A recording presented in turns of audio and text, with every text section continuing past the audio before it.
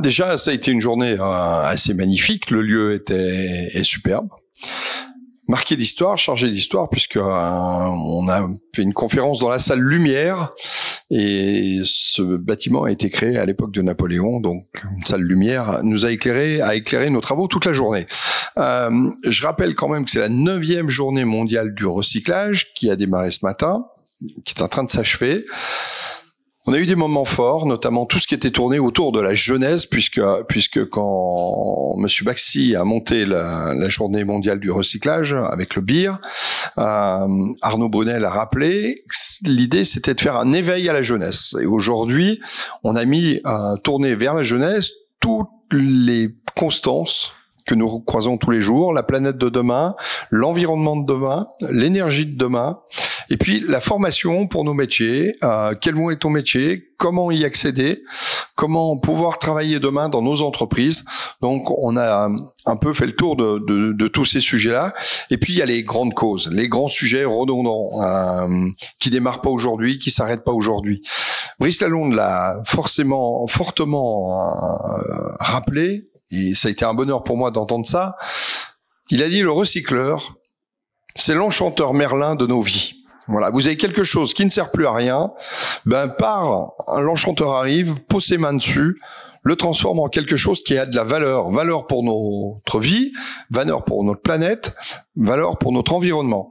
Et ça a vraiment été pour moi le rappel de ce qu'on est, de ce qu'on fait tous les jours à Fédérec, de ce qu'on défend pour nos adhérents, mais aussi on dépasse le cadre de nos adhérents. Qu'est-ce qu'on défend pour notre société? Qu'est-ce qu'on défend pour nos familles, nos contribuables?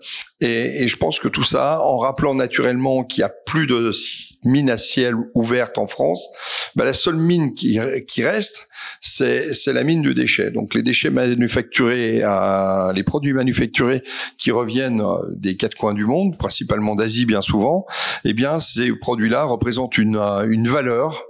Et donc par le biais des entreprises de Fédérec, eh bien des entreprises de recyclage, eh bien on en recrée quelque chose. Donc on a des énormes défis devant nous. La décarbonation en est une. Beaucoup insisté sur l'aspect carbone et notre participation à lutter contre ce carbone, ce CO2 qui est stocké dans l'atmosphère et qui n'embellit pas nos vies. Et puis l'indépendance de la France, l'indépendance énergétique, l'indépendance économique. Je rappelle que nous sommes une profession qui favorise des activités non délocalisables, et je pense que on n'est qu'au début de se rendre compte de tout ce que le recyclage apporte à la société française. Des points d'alerte et de vigilance. Notamment, beaucoup ont rappelé qu'on n'était pas suffisamment entendus alors qu'on était les experts, et aussi dessiner notre place de demain, qui ne peut pas être celle de la paupérisation ou de la fourniture exclusivement de prestations autour de ce qui sont les REP, les responsabilités élargies du producteur. En fait, cette journée, ça pourrait pas n'être qu'une journée.